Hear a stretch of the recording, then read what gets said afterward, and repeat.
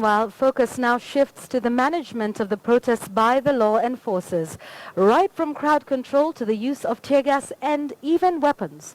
And as Chris Thyru reports, it is emerging that the tear gas used by the police was banned in 1993.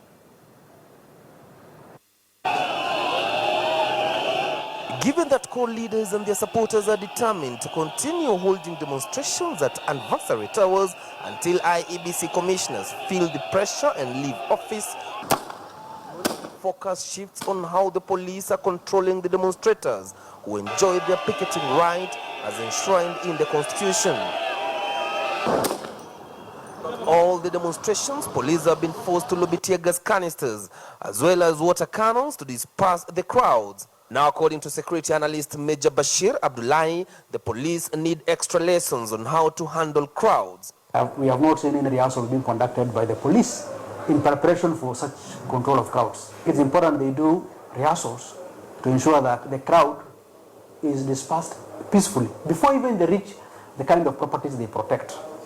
So it's unfortunate that the police will wait inside buildings for the crowd to really come all the way instead of halting them far.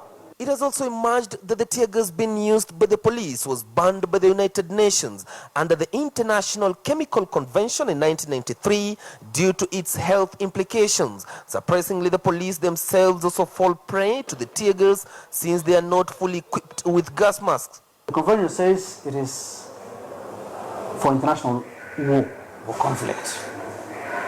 Now, that gives a bit of a leeway for use domestically. Because that convention says banned in use on international conflict. According to medical experts, the tear gas has short and long-term effects that can lead to death. When someone is exposed to tear gas for a long time, in the eye, there is a damage to the what we call the cornea of the eye.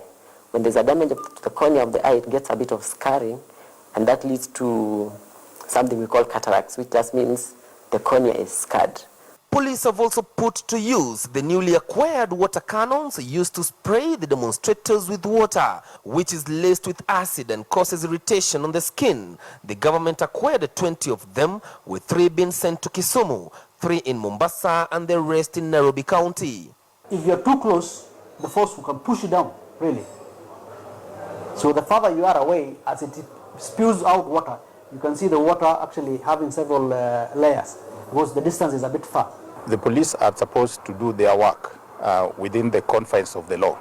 And as you are aware, in Article 238, it states very clearly that police are supposed to pursue national security in compliance with the law and human rights. However, on the contrary, police have been defending themselves, claiming that some of the demonstrators come armed with stones and other crude weapons, hence been forced to use force to repulse them. Well, according to code, not until the IEBC commissioners give in to pressure, more demonstrations are expected ahead of the 2017 general election.